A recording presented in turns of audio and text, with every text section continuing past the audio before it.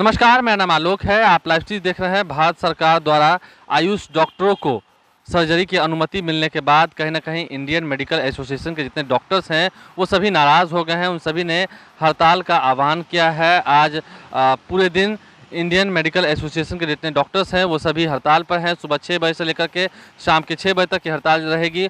और ऐसे में कहीं ना कहीं जो आम लोग हैं, जो मरीज़ हैं, उन्हें काफ़ी दिक्कत का सामना जो है करना पड़ेगा। इंडियन मेडिकल एसोसिएशन के उपाध्यक्ष हैं डॉक्टर सुनील, जब हमने उनसे पूछना चाहा तो क्या कुछ कह रहे हैं वो, और आयुष मेडिकल एसोसिएशन के प्रदेश अध्यक्ष डॉक्टर मधुरेंदु पांडे ने भी जवाब दिया है। क्या कुछ दोनों कह रहे हैं, जरा सुनिए। देखिए, अभी केंद्र सरकार के central council of indigenous medicine ने जो एक अधिसूचना जारी की है, उसके द्वारा वो आयुष डॉक्टरों को, आयुर्वेदिक डॉक्टरों के पोस्ट ग्रेजुएट को सर्जरी करने की परमिशन दी है। आईएमए इसका विरोध करती है क्योंकि ये जनता के हित में नहीं है। Modern allopathic system of medicine practice करने का अधिकार एलोपैथिक डॉक्टरों को है, जो सदियों से आ रहा है, जिनकी इनकी रिगरस ट्रेनिंग और एजुकेशन के बाद ये जनता का सेवा करते हैं।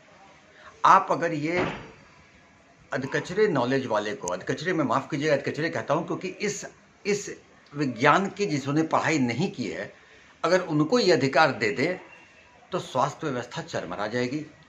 और ऐसे में जो ऑपरेशन की राय होगी, जनता को नुकसान होगा और यहाँ पर एक कोहराम मचेगा।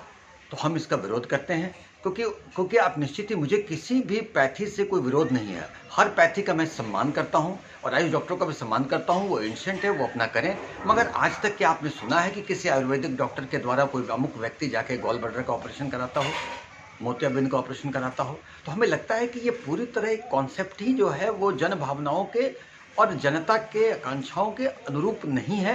और हम इस बात का विरोध कर रहे हैं और आग्रह करते हैं कि केंद्र सरकार को कि इन कानूनों में आवश्यक संशोधन करे, और ऐसे में ताकि वो पूरी स्वास्थ्य व्यवस्था एक दूसरे के, जो आयुर्वेदिक हों, एलोपैथिक हों या अन्य पैथी हों, वो एक दूसरे के पूरक बने, एक दूसरे के मददगार बने, न कि एक दूसरे के कॉम्पिटिटर हो करके पूरी तरह से जो स्वास्थ्य व्यवस्था है उसमें एक दूसरे में वो इंटरफेयर करे और अंत में नुकसान जनता को होगा। अब पूरी स्वास्थ्य व्यवस्था चरमरा जाएगी। इसके विरोध में हम एक आंशिक हड़ताल कर रहे हैं। आंशिक इसलिए क्योंकि ओपीडी और इलेक्टिव सर्जरी बंद होगा, इमरजेंसी व्यवस्थाएं चालू रहेंगी ताकि जनता को दिक्कत न हो। लेकिन हाँ, केंद्र सरकार को जनता के रूप में जागरूक भी करना चाहते हैं। भारत सरकार द्वारा आयुर्वेद स्नातकोत्तर को सर्जरी दिए जाने की अनुमति के विरोध में इंडियन मेडिकल एसोसिएशन द्वारा आज की हड़ताल बिल्कुल ही अनुचित एवं गैर जिम्मेदाराना है, जन कल्याण विरोधी है। बताते चले कि आयुर्वेद के पाठ्यक्रम में सर्जरी और सलाह शामिल है।